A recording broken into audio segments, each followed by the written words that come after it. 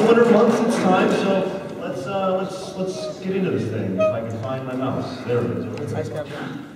There we computers. Hey, you guys, how's it going? Hey, I'm not here, but before we start, I just wanted to say one thing really quickly. Craig, Chad, Brian, Sam, you suck. What? There's just something about levels involving water that makes many a gamer go, ugh. In fact, we've actually given you the 10 worst. But once the winter months roll in and that water turns to solid form, you've got yourself an entirely new, somewhat more tolerable trope of video game design, commonly referred to as the snow level. The 10 you see here, despite their chilly appearances, actually warm our hearts. Hey, I'm Nervous Nick for ScrewAttack's Top 10 Snow Levels. Number 10. You intro. Thanks, John. Ask any gamer which Mario Kart is the best, and if they're blinded by nostalgia like I am, they'll tell you Mario Kart 64. This kart racing classic brought us 2 winter wonderlands with Sherbet Land and Frappe Snowland. But let's be honest here, that snowman minefield, no, everybody hates that about Frappe Snowland. And besides, Sherbet Land has penguins. A cave of penguins. Careening around corners, dodging flightless birds made you feel like a pro by the time you came out the other side of that cave. Much more so than avoiding immobile snow people. There's a reason Sherbet Land made a return for Mario Kart Wii. Number 9. And speaking of feeling like a pro, driving past penguins just can't compare to the stuff you do in World 4 of Super Mario Bros. 2. Let me just describe what happens in chronological order. First, you pull a rocket ship out of the ground. That's it. I can just stop right there. World 4 would be plenty justified for number 9. But then you go into Matrix Dodge and onslaught of bees armed with forks. Does it stop there? No. Another rocket ship out of the ground, and there are now whales with vegetables growing out of their backs. Super Mario Bros. 2. World 4. Next. This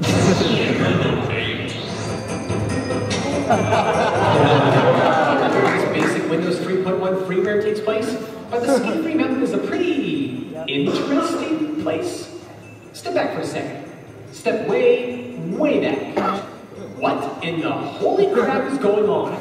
You've got walking trees, peeing dogs, skiers getting flattened, and 2 man-eating yetis at the bottom. We don't know where this place is or what it's even called. It is a snow level.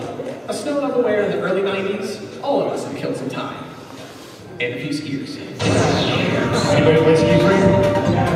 Yeah. Even the Sonic the Hedgehog to start a level with a bang. In Sonic 3, the 5th zone starts off like, oh my gosh, I'm snowboarding! Snowboards, yeah! Soaring through the slopes and slaloms, there's nothing that can stop you now except for that wall of ice. Okay. Ladies and gentlemen, welcome to the Ice Cap Zone.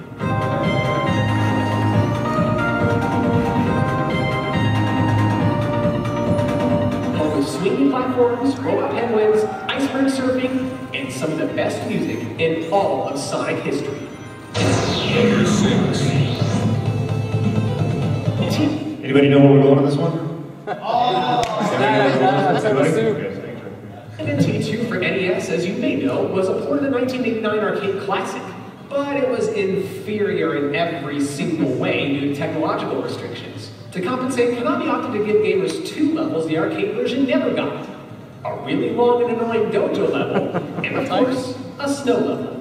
Scene 3 featured the worst hailstorm you can possibly imagine, for soldiers who have successfully weaponized snowballs and robot snowmen with heat-seeking missiles. That acted like an extra subplot of the Turtles' Adventure, which was exclusive to the NES, by the way, in which you save New York from this massive snowstorm. And how do you do it? By lighting a polar bear greaser at the end. How else?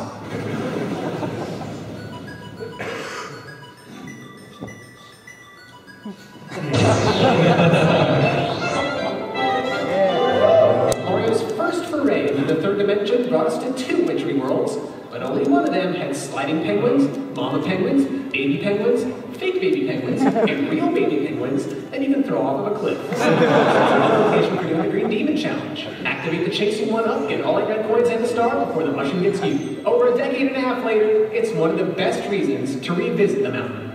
Number 4. Oh, but Mario 64 doesn't know crap about mountains compared to the Elder Scrolls. And I'm not talking about that mountain. Keep moving. Bingo. The almighty Throne of the World. The trek to Skyrim's tallest mountain is not a short one.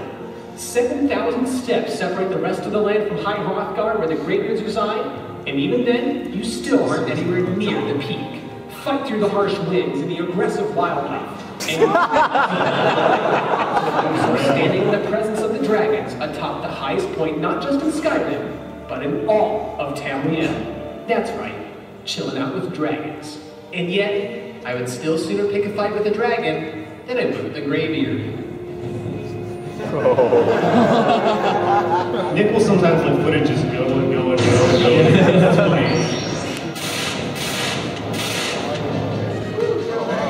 Yeah. Not even Mega Man X, one of the Super Nintendo's greatest games, is immune to the snow level syndrome.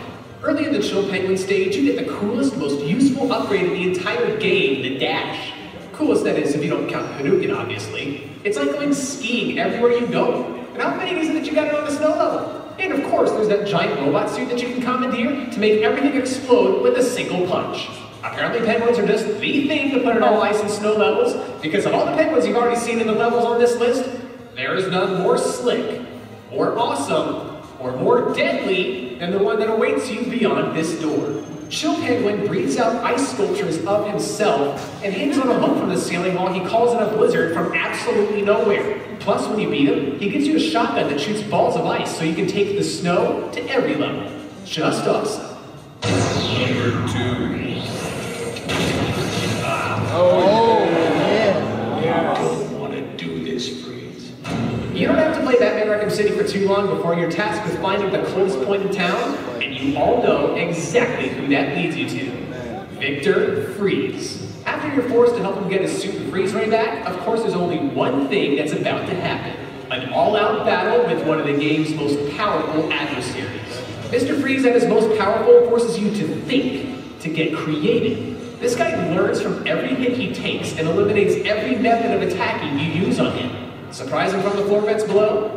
Nuh-uh, not happening again. For once, Batman is the one in the most danger. For this reason, it was one of the most memorable boss battles in the entire game.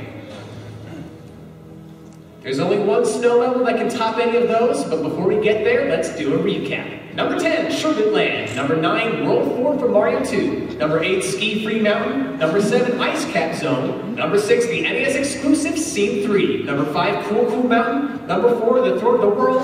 Number 3, Chill Penguin Stage. And number 2, the battle against Mr. Freeze. Real quick, any guesses on number 1? What do we got? Anyone else? Any other number 1 suggestions? By the way, has anybody noticed the voice in this, in the top 10s? I did. This guy back there, yep. Thank you very much, John. There you go.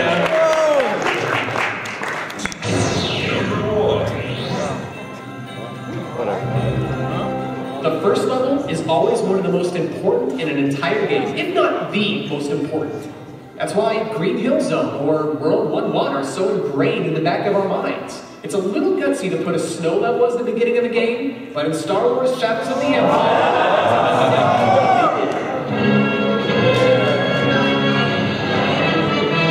Guess we got rid of that one, didn't I'm in the speeder with the actual orchestral soundtrack hyping you up. You join the fight against the Empire, taking out drones, AT-STs, and oh my gosh, I get to tie up the AT-AT monkeys, that's like the movie! Not only does it strike up memories of the films, but just tying up the AT-ATs in and of itself is a really cool way to take down an enemy. Think for a moment just how cool that is to do it in a video game. So many other developers would probably just have you shoot a weak spot when it's exposed, but actually tripping up an enemy to take them down is so much more exhilarating. Because of this war in the winter, the Battle of Hoth is what we all think of first when we think Shadows of the Empire. All right, cool. There you go.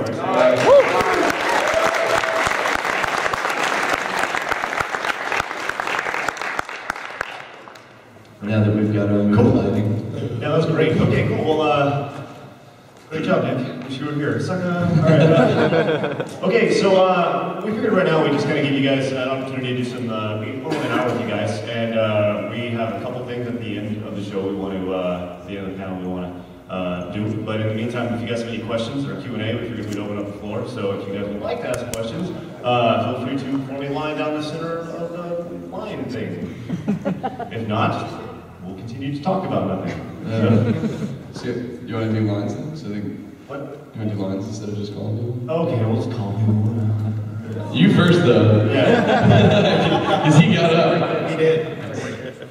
What's up? Team Yoshi. Alright. I like him already. Where's your green? He's in costume. It's Okay. It's inside me. I have to pull off this layer. It's right. I'll do that at night though. Okay. Yeah, so how was your trip to Japan? Like, tell us about that. Sure. Okay. Cool. That's awesome. That's three, right? Yep. Yeah. And not Sam. I Look, we don't go like to anywhere. introduce ourselves properly. Hi, I'm Craig. I'm Brian. I'm Chad. And I'm Sam. All right. Yeah. So Japan was cool. It's definitely. Anybody here been to Japan before? Okay. So when people say Japan is another world, it really is another world. Like it is so not here. Just. You get two different perspectives here. Well, okay, so my whole thing with Japan is the people are incredibly nice. That may be because I don't know what they're saying, and they could be like talking all sorts of bad shit about me, but they're really nice. Like Americans have this stereotype of being like rude and considerate and jerky and like, you know, little dicks to their parents and stuff, and you don't see that over there. And people are like really polite. Like when you go on a subway, the right side is for walking, the left side is for walking fast. Escalator. Yeah, Yeah. escalator. Yeah. You know, so like they actually follow that. Where in the States, like you'll see a guy like sitting on a cross, you know, like whatever, just taking up as much space as you want, you know. So it's just small little things like that that make the culture so much. Yeah, I mean definitely the politeness and like everybody like pretty much like they treat their jobs like religion pretty much. Like whatever you do, like you put your 100% into it no matter what, regardless. Like if it's cleaning bathrooms, you're like, I'm gonna be the best at cleaning bathrooms. You know, so like everything is just so clean and nice and wonderful. And I knew I was back in America because we got off the plane and there was some mom just screaming at her kids, and I realized I hadn't heard anyone yelling at anyone for a week. And then I was like, and then I walk into the bathroom and there's just like piss all over the floor, and I'm like, good to be home. You know, like, Oh, Los Angeles, we missed you. yeah. But no, Japan was awesome, man. I'm a big fan of Japanese culture, so I had a blast, and I could go on about this for too long, so I won't. But the arcades were an hour-long panel awesome. talking about Japan. Yeah. The arcades were awesome. Did you bring a table flipping game? Oh, hell yeah. Absolutely, we did. Yeah, we played for those who don't know, it's this awesome table flipping game where you get to pick all these different scenarios, which is, so like, say you're this disgruntled man who comes home and just sits down at the dinner table, and your kids are all arguing, your daughter's on her cell phone, and the wife starts nagging you. So then what you do is you slam this table controller to build your meter, and like while you're slamming it, all the other characters like look at you like, oh shit, he's getting pissed, and then you just flip the table, and then everything goes into bullet time as shit like starts flying off, and for some reason shit starts exploding, and your daughter flies through a window. It's awesome. You can also do it at like a wedding. That was fun too. Like be the really pissed off bride, and like all the guests are watching as you just freak the fuck out. And hate goes everywhere. Yeah. Awesome. So, Can I give each of you a high five? sure. Especially you, Chad. Chat wins everything. I appreciate your support on Team Yoshi. Yeah, Brian, do you have any thoughts on Japan? So yeah, the game centers were awesome, but we found the coolest sushi place. Oh yeah. Oh yeah. Like this little back road in, not Akihabara, Shibuya. in Shibuya. Because you guys know like the convention, the belt sushi, where like all comes around, like rotates through the restaurant. We went to this place where they gave you a number and you sat at a counter. And every spot at this counter had a touchpad where you would place your order for individual rolls. It's like having the Wii U right in front Yeah, of you. there's a main tablet for sushi. You place your order, and then your food will just like float out. Yeah. Like, there are like these three like tracks, that little like sushi train would just come to you. And you would just know where you were and would just Yeah. stop. And then you just do Like just from the kitchen, it was like magic sushi just appearing. Plus Nagami, which is like the 2 slices of meat over rice was 100 yen, which is like $1.25. So we were just like, holy shit! He was just going. That's like the only thing in Japan that was cheaper. So we had a blast, and you could order drinks from there too. So that was crazy. It was a good time. Japan is very neat. If anybody ever gets the opportunity to go, like, you only live once, so do it. YOLO! Just so you know, I heard that for the first time the other day. Like, what? I know. Apparently, I'm way behind the curve because I try to avoid like all that trendy internet, like, you know, stuff, right? So you didn't hear about it in like the super sad but ironic news story about the dude who's like, just drank a fifth and now I'm driving, YOLO, and then died. And they had the text, it was like seriously like minutes before that he texted or put up on Twitter or something like that. And yeah, and it's like, YOLO, you only live once. So I didn't hear that. Thank you. It's funny, but sad. Yeah, so anyways, definitely go to Tokyo, Japan. Hey, what's up? I'll just talk to you. We're good, we actually have We already had it set up? We're already set. Somebody had hidden one under here, we're good. We're cool. Okay, cool. Well, thanks. These guys were helping get us set up. So. Awesome. Big round of applause for this guy. Yeah.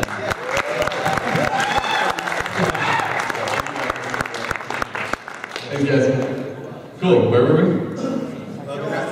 Yeah, we're just going to Japan. Okay. Yeah, that is really cool. What's here? All right. Anybody else have a question? Just raise your hand.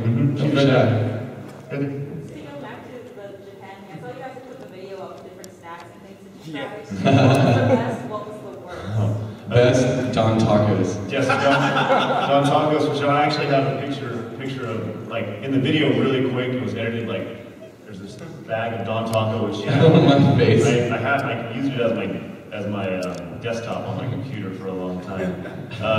But yeah, Don Taco was awesome. Really good stuff. It's like a nacho cheese burrito, just like almost more intense, I would say. It tastes like salsa. Yeah, this was great. The worst thing. I know, no. Hands down. Well, no, we strongly differ on the worst thing. The worst thing for me were these. They were like these like soggy bread circles that but they were kind of rubbery. Like, I don't know how to describe it. It was disgusting. How I ended up describing the flavor, it was like some genius Japanese business move where they made a bunch of different food products, and then they had like, you know, I have this genius idea, we'll make another product. We'll just take all of the shit that's left over in all of the barrels, scrape it together, melt it down, and just soak it in this bread thing, and then sell it. That's how I describe the taste. So that was by far the worst. I have the video here. Yep, I can say exactly what's on the video. There it is, right there. Here, let's watch it. It's like a cookie tray. Yeah, the cookies are soft. All right, here's what we'll do. We'll try both at the same time. All right. On the bag, yeah, it looks like some sort of like honey dip something. You meant it to be honey coffee. You know, like. Oh, that does not smell good at all. Oh my God. I know, it's horrible. That is a horrible. You can still smell it. Go on, Oh God. Somebody took a bunch of leftover stuff. Okay, real quick. Chad's description of this upcoming is the most accurate description to anything that has ever been said in the history of life. Okay? Just listen. You threw it as a bread. Oh. And then Oh, tell me about it. it's like somebody took, I don't know, like leftover flavors, like say this company, whatever they are, that something 11, just had like a bunch of leftover waste, like the stuff in the bottom of the barrel that gets stuck there, like from their other food that they made, and just like kind of scraped it all off, melted it down, and then soaked it into a piece of bread. That's my favorite part of this video, where Craig just walks by in the background. That was so bad. That was so gross. Yeah, that was really not enjoyable at all. But those panda cookies were. But the panda cookies were, yeah. So that was good. So yeah, there's such a wide variety. And for me, like everything in Japan tastes like soy. Like, God, don't even get me started. Like there's two flavors that are made in Japan. There is soy and coffee, and that's it. I swear to God. Tommy Lee Jones coffee. This guy, we get to Japan and he's like, let's go to McDonald's. And I'm like, God, man. Dude, don't even start on McDonald's. All right, McDonald's. Like, let's say you go to McDonald's, you get a chicken sandwich here in the States, which I got in Japan, right? So in the States, you get this nice big lump breast of chicken, some white meat. And yes, I'm gonna eat this fried thing. It's gonna be delicious. Over there, like, I think they distribute all the good meat to the United States and all the shitty meat to Japan. Oh my God. It was like back meat. It was like back fats. Oh, so disgusting. Oh. It was fun. It was horrible. It was. It's on the ignorant American. That's me. Hey. Any other questions about life and stuff? Anything. How are your babies, the two? And are they? All right. Oh, yeah. Are they already competing? not yet, but Well, soon. they had their first Street Fighter match last week. No? Yeah. Get ready, because Kira's gonna be a badass after Street Fighter. No, they're great. That's my daughter. For those who don't know, Greg and I both recently had daughters. My daughters. Yeah. Thank you. It wasn't like a difficult thing to make. You know? But no, it's been great. It's really cool. It's very tiring and all that, but it's very rewarding when she learns how to wave and stuff. So, heartwarming moment. But yeah, no, it's been really cool. Kinsey's 9 months old, and she just turned 9 months. I guess you can turn 9 months, like, when you like celebrate those like things. I'm becoming 9 months. Like, it's funny, like, as like a parent, you're like, it's really weird because you celebrate the tiniest little things. I mean, and does anybody here have kids in here? Like anybody? Okay, so there's a very small amount, right? Okay, this is just, for everybody else who ever would like to have a child. People told me this all the time going into it, and they were like, just enjoy the time you have free now until the baby comes. And like, truer words have never been spoken. Like, Chad's description was 1, and that's number 2. Like, that's the most important thing in life, is enjoy your free time now, because you will not have any when baby comes, ever. Trust me. Yep. So Sam, you enjoy that? So Sam, what's going on down there? Not having kids is completely awesome. I've got to say, probably one of the best things in the world.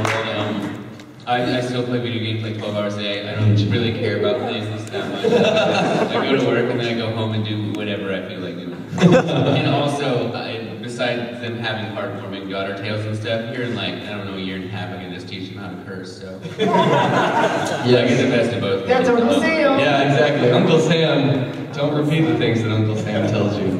They're very bad. Anybody else got anything? What do we got over here? Yeah, I had a question about Death Battle. All right. So I know you guys get a lot of requests for like fights or whatever, but I was wondering like, because you probably have like your own process, like how you come up with fights that you want to showcase. Mm-hmm. Like exactly how many of your battles have been like, okay, a lot of people have requested this one, let's do this, instead of you going about your own way and it's like, we're going to do this. Honestly, the majority of them have been fan requested death battles. Like we've seen like a lot of people like, I want to do this, like we want to see this versus this versus this. So we see a lot of that, and we get so many suggestions. We then do the ones that we think would make a good fight. So honestly, most of our death battles have been. It's the ones, the goofy ones, are the ones where we're just like, let's do this, like Starscream versus Rainbow Dash. That was a lunch conversation that then actually turned into a death battle because we were like, initially we were like, we're not gonna do it, but haha, that's a funny concept because it's like, the Hasbro girl versus boy toys, but it's gonna be like Starscream going, done, but then we looked up what Rainbow Dash can do and holy shit. And she's only gotten more powerful since. Apparently now she can drop a nuke. So, yeah. But so stuff like that, the goofy ones like Yoshi versus Riptor, I really pushed for. I really wanted to do that. But mostly we try and just like, it's mainly like, we look through all the suggestions, and if we really like a suggestion, we're like, that would make a good fight, and then we go with that, so. Yeah, the big thing for sure, and Chad and Ben are the main driving forces behind Death Battle, but like, I don't think people realize, like, they look for fun fights that they like to see, but they look for fights that I think will be entertaining as well. Right. That's the biggest thing. And then they go to ultra nerd mode and know everything about everything ever about both characters, and it's disgusting. So. Yeah, it wastes a lot of lunch talks. Like that's pretty much a lot of our lunches go to talking about the next level. Oh, what are we gonna do Yeah, and like Craig will just sit there and just like nerds. Okay, but Let's watch the views pile up. well, just a little you know, Ben's desk is right next to mine, right? So I'm sitting there, and then Chad will come in, and then like for Super vs. Goku, like did you guys see like the behind the scenes of like the talk that Ben and Chad had about the speed of Goku, right? It's the most ridiculous, like last night, yesterday, we were talking to the guys from Extra Credits. You guys familiar with Extra Credits? Great web show. They're really, really great web show. We put their stuff on the site all the time. They were like, so what have you been up to? And Chad goes, well, the other day we calculated the speed of Goku, and he like went into this like long equation for like 10 minutes. Oh, James? Yeah. And he was just sitting there just like, I was like, well, what we did is we compared Goku's height because we know that he's like 5'7". And we laid him against the, you know, where he positioned the snake way. We could tell how the diameter, the width of a spike, and then we could count up how many spikes were in a curve because he flew over snake way and it has a bunch of curves in it. So that's how we could find out how long the curves were and then remove them from snake way so that we could find the exact distance that he traveled in 28 hours. And yeah, because snake way in its entirety we found out is over, yeah. See, exactly. Just get ready. It's going to be ridiculous. just a quick question for whoever. Can we get the lights up a little bit? A little bit. Whoever's doing the light? I don't know, some guy just walks in every now and then and just like, you're here, man. Cool. What's up, man? Alright, I didn't want to break the tension, but since you already asked about it, Ah, damn it. I'll talk to you about it a little bit. What's the update on Goku versus Superman? Okay. Oh, I have one for you, Chad, What's up? but I can't talk about it right now. Okay. So, Okay. Chad, talk. Okay, so, just quick background. I put up a blog post just the other day on ScrewAttack about it. How Death Battle works is it's Ben and I in the office. You know, we do the like researching, scripting, writing, and voicing and all that stuff, and the editing. But recently, ever since Zelda vs. Peach, we contracted an animator because it gives us more time to work on more Death Battles. You know, and also it's a pain in the ass for Ben to animate. So, and also the guy we got is phenomenally better than we could ever be. And it really took the show to the next level. So Jordan Lang is our animator, but he lives, what states? Seattle. So, Seattle State. Yeah, well, yeah, so Lang lives in Seattle, which can make the communication hard, especially because he's an artist. So that's, you know, he's got that stereotype. It's like, how long is this going to take? And he's like, oh, it'll be done there. But has no concept of actual time to complete. So like, you know, this is the biggest death battle we've ever done, so we took, you know, a little extra time to get it done, and you know, initially he was like, yeah, we can do this, I can get it done in that. For those who don't know this, he's building it in 3D, and you guys are actually going to get a little bit of a preview later on. He's building it in 3D. He has built Metropolis in 3D. Wow. So, which again, that was one thing that everyone's like, maybe you didn't need to build all of Metropolis. Because about 90% of our audience will be like, hey, it's the Daily Planet, and nothing else. So like, but so because of that, it's taken longer, and what we ended up getting to meet the 21st, he had to rush some stuff at the end, and then we were just like, that's not what you guys deserve. You know, like you've been waiting for a while for this fight, we'd rather have you guys wait just a little bit longer and get a really badass fight than us put up something that got rushed at the end. So very, very unbelievably soon, and the only reason I'm not saying a date is because the last thing in the world I want is to give you guys another date, and then for some weird reason to happen, and then it not be met, and then the internet just start flipping tables, and being super pissed. Oh my god, some of the comments we've gotten, by the way. But yeah, so very unbelievably... Well, thank you. Thank you. The conspiracy theories are hilarious. Like, that people say and they're mad. Like, they don't even know who won, but we're wrong. You know?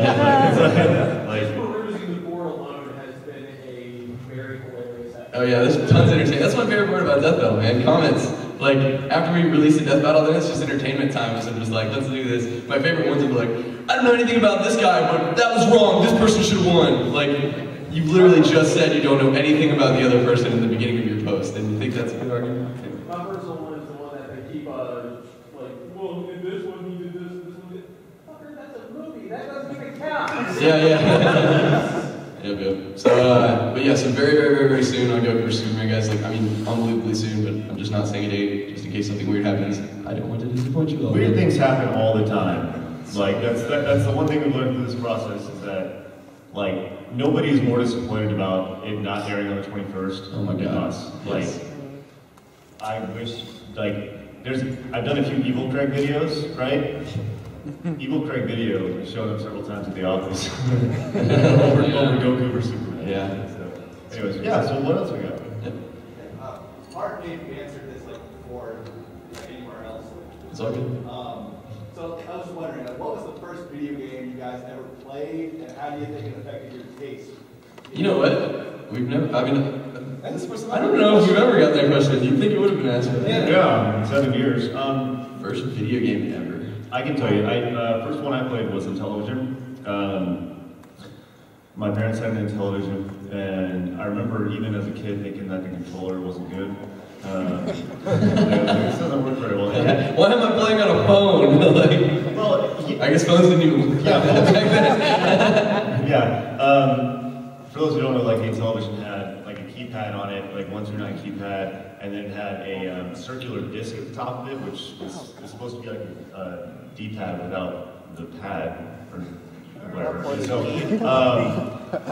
it didn't work very well, but it was, it was what you had at the time, and that was. How did it affect my style? It didn't at all. the NES is kind of what shaped me for sure, and that was first games I played there were Mario, Tetris. For sure. The first game memory I have is actually it's Spades on DOS. That's what my parents had at the time. Solitaire, Yes. Spain's really a No, this was game. MS. I'm not Windows 3.1 yet. I mean, it's Commander Keen, it's Overkill, it's Wolfenstein 3D. It's all that old, good DOS that you can find on GOG these days. Yeah. You know what? Actually, I'm sorry to interrupt you, but you got me thinking. Before in television, I actually, people don't fancy me as a PC gamer, but I'm old school, baby. Oh yeah. Floppy disk. That's what I was about to go. Outrun and Wheel of Fortune. Those were my jams. Nice. I remember distinctly back. So this must have been. I was at least younger than 5. And I remember my dad had his computer, and I don't know if it was a Commodore 64 or whatever, but the people who are younger, way back in the day, we had these discs that were about that big, and then they actually flopped. That's why they were called floppy disks. And they had a little, and they were made out of this thin plastic, and there's a little hole cut out of it where the actual inside was like a disc of, data reading stuff. That's my technical term. And it had a little window, so that's how it would read. Anyway, so I had, there's this floppy disk, Olympics game. And I think that was probably the first game I ever played. It was some just really crappy Olympics, and I would love to actually see it. I have no idea what it was called, but that would really take me back. But definitely the first one that really stood out to me and affected that when I was video games are amazing was I can still remember the Christmas when my brother got his NES Duck Hunt Split console. It's just this big. There you go. Now I just feel old. Yeah, there it is. Look at that thing. That'll take you back. I saw John nodding to that. He was like, I remember. I appreciate that domain, oldcomputers.net. That's amazing. Anyway, but yeah, definitely, NES, the first time I played, Super Mario Brothers was just crazy. I was like, this is awesome. And then Duck Hunt, I was like, I can shoot ducks! And of course then that's when we're introduced to our first frustration in video gaming, which is that fucking dog. Sam? It must have been Commodore 64. I'm pretty sure it was Joust, but it had no major impact in what I did in gaming. Really, I think the first game that had an impact would have been the first Warcraft, because I remember I was visiting my uncle and he had a DOS-based PC, and I couldn't figure out how to boot it up. And I spent all day trying to figure it out, and I finally got it, and just Warcraft became an addiction. And then I remember going home, and that was the thing that made me really like video games. And then tell my parents hey, because we'd always had them around the house, but it was never, I was just a kid who liked games, I wasn't a gamer yet. And then we got home and my dad was like, oh, well, how about, what do you want to play? And I was like, I don't know. And they were like, do you want an NES? And I was like, no, I want something on the computer. And so my dad sat me down and pretty much made me play the entire Marathon series from Bungie. And that was like, and then I think that's why I'm just such a diehard PC gamer. I don't really, I don't own consoles very much. I don't go buy them. I have one because I have to right now. But besides that, I just play a PC. I have to. I just get this picture of your dad sitting you down you're gonna play this. Okay, my dad, another random Sam stories. My dad, I remember one of the first things, because I watched Star Trek with him one day, and he was like, oh, do you like the concept behind it? And I was like, yeah. And he was like, okay. And I was 8, I remember this. And he sat me down, and he's like, we're gonna watch this together. And we watched Akira when I was 8. Are you serious? Yeah, exactly. It was cool, there were flashy things. Yeah. I wanted that motorcycle too. That motorcycle was bad. Hell yeah. Anybody got anything else? Yeah, any other questions? Alright, I saw that hand first. Oh, there we go. In the back. With so much talk about table flipping, I'm just going to say, while it doesn't have bullet time or explosions, there is table flipping going down in the convention hall. Oh, I heard about that. Is that for charity or whatever? Yes, it's for child's play. You can put down money. They'll put cornflakes, confetti, $1,000. You can actually flip Big Adam if you want to. Yeah. We got an email and I saw that. It's actually it's for charity. I thought it was really cool. I mean, where is it at? Con Hall, I want to say in the same area as Tabletop. Okay. It's down in the ball. Yeah. Okay. I will find it with tabletop gaming. Yeah, tabletop gaming. How much to just flip someone's game? I know, that's what I was about to say. That's a bad place to put it. Can you imagine the confusion?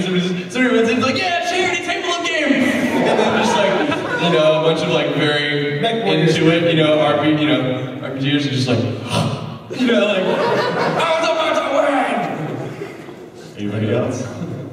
Is there a tag team division for the table flipping competition?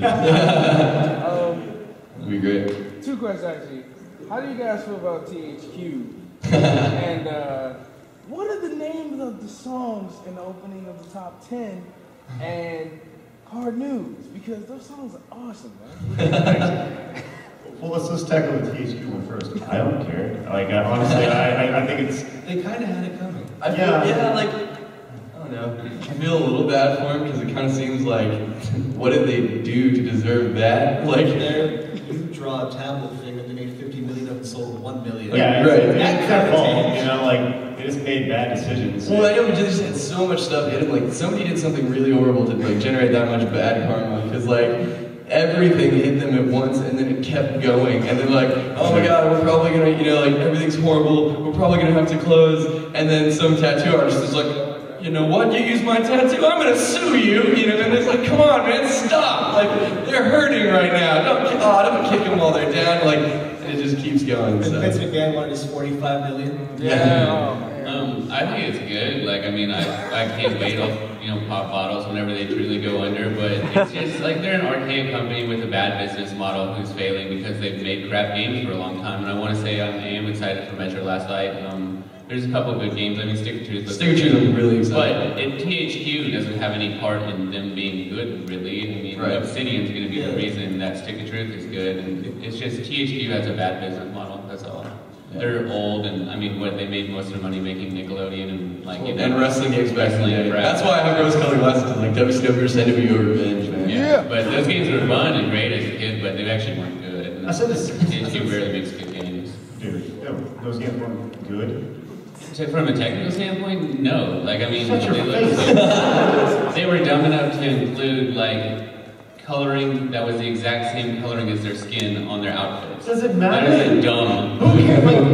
Then you can make Goldberg naked. Goldberg. That's awesome. Naked Goldberg. Maybe that's what childhood Craig wanted, but scary. That's what adult Nick wanted last week. That was true. It's Nick Craig. I'm just saying. You've heard of people that's what adult Nick.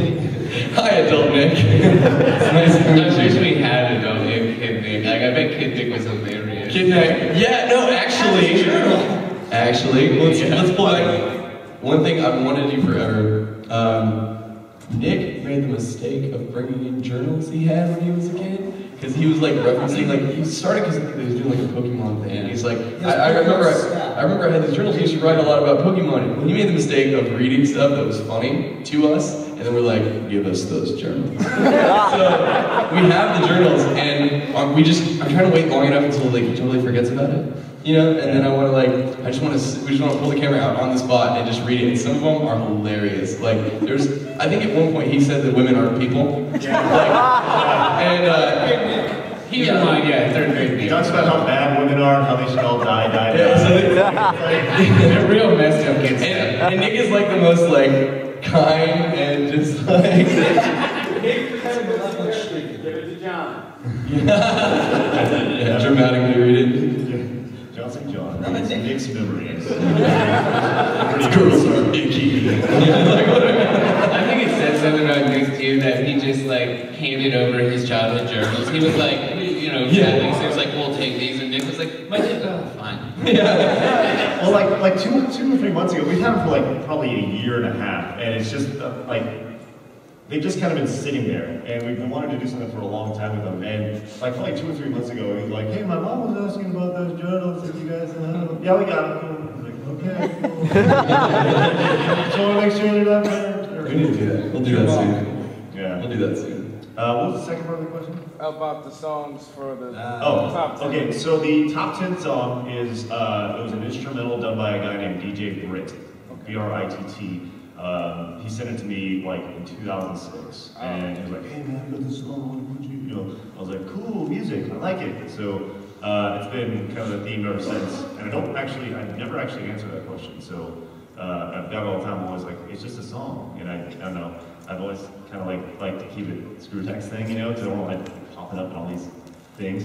The Hard News song was an original put together by Glenn Case. Glenn Case was the guy who did the music for The New Adventures of Captain S back in the day on ScrewAttack. And Glenn's done a number of songs for us. So it's good stuff. Yeah, he's a rad dude. Also, speaking of which, I was talking to DJ Cutman. He's starting his own record label. Yeah. Like, and as soon as we go with that. And so he's doing like official licensing and stuff, and he's like going to give us a bunch of music to use. Cool. So awesome. Nice. Anybody else got anything? Any other questions? There we go. What's the song that plays during the formal questions? Oh, that is a song done by an old school G1, Mark Marta. Man. Yeah, that's old school, like 2008. We love our community. They make a lot of stuff for us. Yes, it really is. Yeah, Mark Marta put that together, and it's just a song we've been using for a long time. Originally, I used a song by Prodigy underneath it a long time ago, and actually, I had to edit side scrollers this week, and it didn't come out good at all. Oh man, people were raging. Where's the audio, baby? Yeah. Oh yeah. Crap. Forgot about that. But yeah, I threw a little of that in there just for my own personal, nod to myself, I guess. Doing side scrollers for 7 years, so. Yeah. Okay. Cool. Well, we got stuff to do. Yeah. We only got about 15 minutes to go. So, is the lights? Where are the lights at? Does anybody know where they are at? Yeah, we can get those. Yeah, we can get those. I'm worried that if you're watching this video on ScrewAttack and everything was really dark, I'm sorry for that one guy who turned the lights down. We worked really hard to get the audio good and everything. Yeah. They turned the lights on. So, can you stay over there by the lights? We're going to need them to come down again here in a second. Okay, cool. All right, so Brian, you want to introduce this? Yes. Okay, cool. So yeah, go ahead. So there's 2 annual things that we do at ScrewAttack. It's got an end of the year awards ordeal. We did the Saudis, the Shitty Ass Game of the Year Awards, got that wrapped up. But we have yet to do G1 of the Year, which is an award that goes up to the top community member annually. It's the guy who's making great content, he's friendly in the community, he's helping the new guys, he's kind of showing people the way, he's really contributing to the site. And usually that's a community vote, but it's kind of on timing, us in the office. We're going to do something a little different. Yeah. We made an executive decision this year. This is something that we've never done before, but we felt it was like, if there was ever a time to do it, like, this is definitely the time to do it for sure. So, I guess, do you want me to do it, or do you want to do it? Yeah, I think you Okay, cool. Wait, I don't know, we can probably drag it out a little bit longer. I know, it How much is is really good right now. Can I get a drum roll for everybody? Just like a... Alright, so this year we made an executive decision, and while we definitely appreciate the community's support and everything they do, there was one Flip Cup winner, and we would like to say, Tom the Iron Man, would you be our T1 of the year? Absolutely! Hey!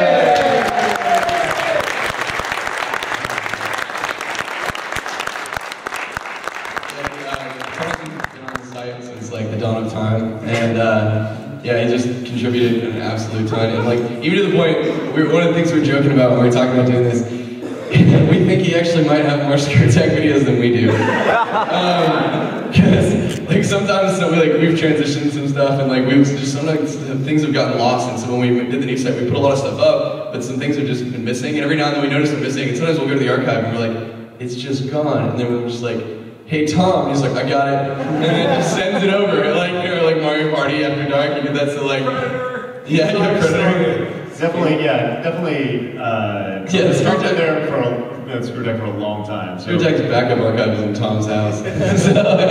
So we just want to thank you for everything. We have proof. Big sword for it. There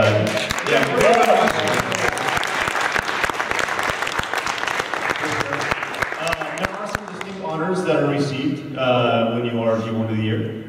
Most notably, you are featured in the ScrewAttack Royal Rumble, which is great. So that'll be something that'll happen throughout the year as well. So thank you very much for everything. Thank really you. Thanks, man. Awesome. All right. That's my spirit. All right, so we do one more thing we want to show you guys today, and that is the first half of Superman vs. Goku. We are really excited about this. If you're in a management member on ScrewAttack, you've already seen this, but if you're not, then you're about to have your face melted. Once again, this is only the first half. You want to say anything else, Chad? It's coming very, very, very soon. And yeah, you can see some of the stuff. In this one that he sent over, like, there'll actually be a little bit more to this, I believe, later on. But he actually had built so much of Metropolis, he had to cut some of it out. So what you see here, this is not even all of what he built. So he's built a lot of stuff. Like, he's been working really hard. So. Okay, so without further ado, here we go.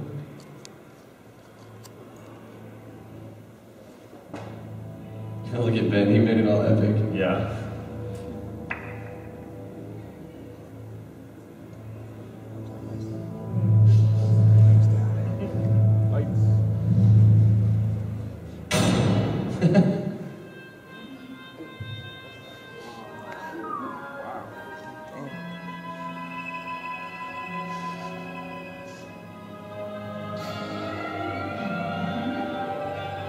Hey there.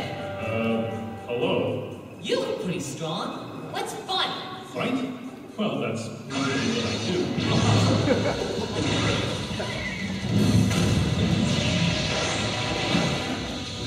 Oh boy, this is gonna be fun. You're insane! Fight!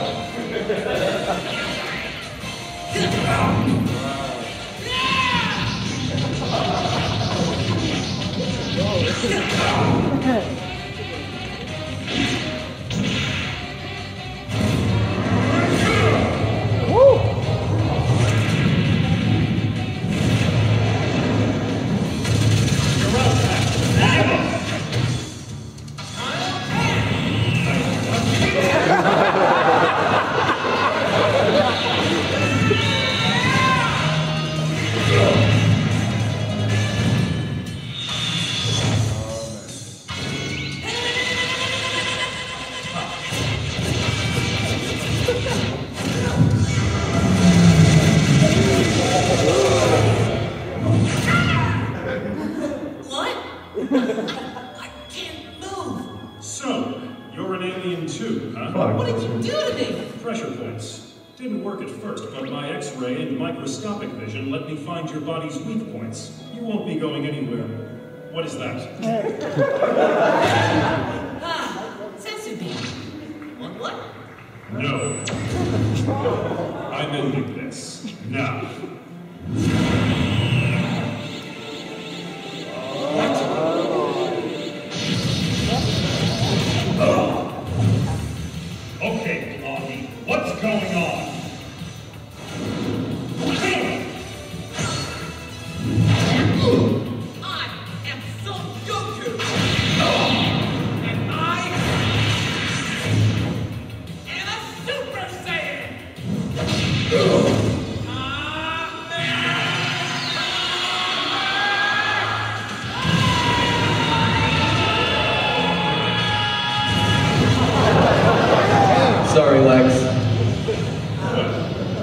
This might take a while.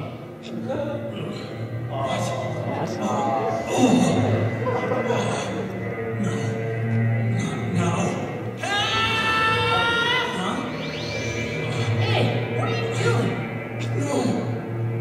Is that rock hurting you? Tonight.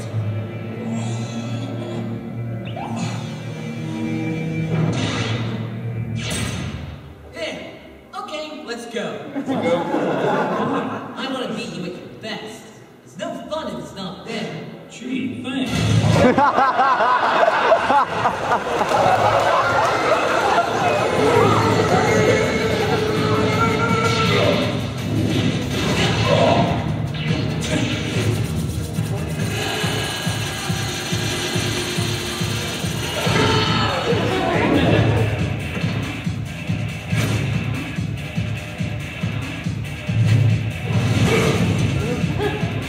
Next time, watch your blind spot.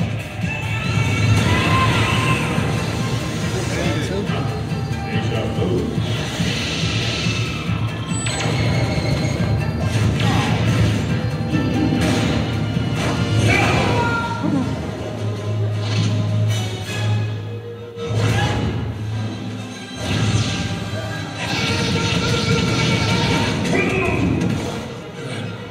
Feels like Our opponent's there.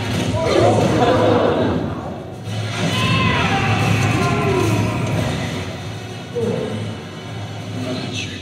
The game's not as fun when you're losing, is it? Game? You think this is a game? I haven't even begun to.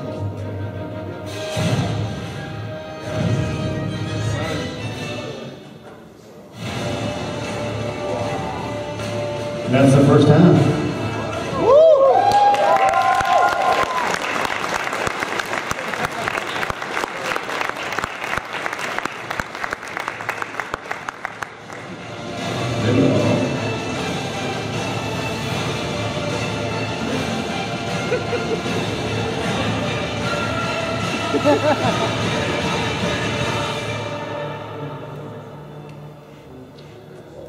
All right, so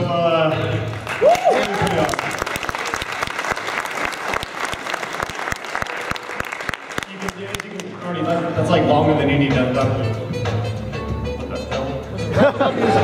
What is that? Oh, that's it. Oh yeah, he said he built a menu. Yeah. All right, I'll pull that down. There you go. Sam has to run and go get merchandise set up. So bye, Sam. Bye, Sam. Yeah, so as you guys can tell, I mean, that's like longer than any death battle we've ever had, and that's the first half of it. It gets more insane. Yeah. Just leave it at that. Wait until you see the ending. Yeah. So, I think that's about it. I mean, we just want to thank you guys very much for everything. We got some big plans in 2013. And big plans for tonight. Yes. Yeah. Actually, go ahead. Yeah. So for those who don't know, tonight at midnight, you need to come to our panel because it's myself, Craig, James Rolfe, the Angry Video Game Nerd, and Brett Vandenberg, formerly of PVC Productions, and we have a crazy fun gaming challenge where you can't talk too much about. The long and short of it, it is 21 and up. So, well, they didn't say we had to do that. I'm going to say that. Well, let's get it unlimited. Why are we doing that? I'm just. Or there'll be a disclaimer. What's that? Or we'll do a disclaimer or something. I don't know. I've been planning. We've been working on this thing for like longer than any panel we've ever done, and it's really silly. But yes, Chad, go ahead and tell us what. Anyway, there will be a wheel. Wheel will have certain things that people don't want to do on it, and then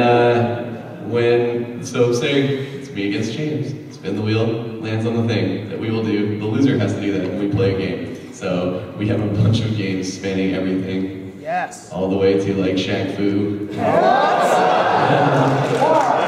We have what we do for your entertainment. Why did you mention the cartridges live? They keep getting brought to me. We've destroyed so many, but they just keep getting brought to me. We need more 10, right? Yeah. So, anyways, it is adult themed tonight. So, If your parents Oh, that's are great. comfortable with it, that's fine. I mean, technically, Magfest didn't say we had to do 21. No, they did. They did. We'll just do a disclaimer before, and then we can, people who want to leave can leave. Yes, there will be adult themes. So, we haven't really done anything like that before, so I figured, other than Mario Party After Dark. So this is kind of one of that in Concord. So, we do want to invite everybody out to SGC, which is happening this summer. We're really excited to bring it back this year. Thank you guys very much for everybody's support and helping bring that back.